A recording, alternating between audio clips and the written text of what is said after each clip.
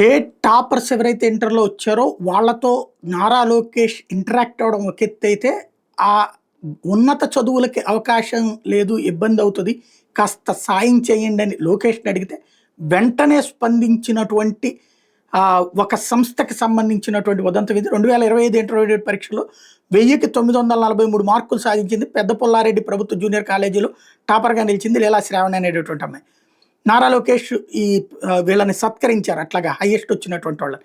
ఈ సందర్భంగా అమ్మాయి లోకేష్‌ని కలిసి డిగ్రీ చదువుకు ఉచిత సీటు కల్పించమని చెప్పి రిక్వెస్ట్ చేసింది ఆ మీటింగ్‌లో. ఒకసారి అదేంటో విందాం. వీళ్ళయ్యి చెప్తున్నారు, మీ చిన్న కాలేజ్ స్టేట్ టాపర్ అంట కదా ఆవిడ వచ్చి నాతో చెప్తున్నారు, ఇదంతా పాసిబుల్ అయిందంటే మీరు మాకు అందించిన ఫెసిలిటీసే సార్.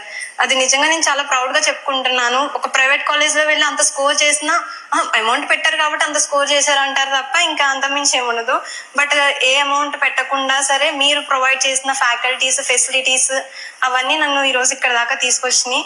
నా చిన్న రిక్వెస్ట్ ఏంటంటే, నేను ఇంకా ఫర్దర్ గా ముందుకు వెళ్ళాలంటే నాకు పాప ఉంది, తను టేక్ కేర్ చూసుకుంటూ వెళ్ళాలి.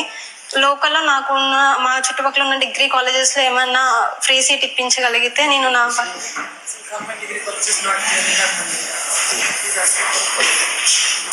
మండలంలోనే చదవాలన్నా నియోజకవర్గంలో చదవాలన్నా? ఏ నియోజకవర్గం అమ్మా? Anaparthi sir. Anaparthi. Free seat ఏమైనా ఇప్పించగలిగితే నేను ఫర్దర్ గా మీరు నాకు చాలా హెల్ప్ చేసిన వాళ్ళు అవుతారు. బాగా చదవాలి కానీ. భర్త వచ్చారా?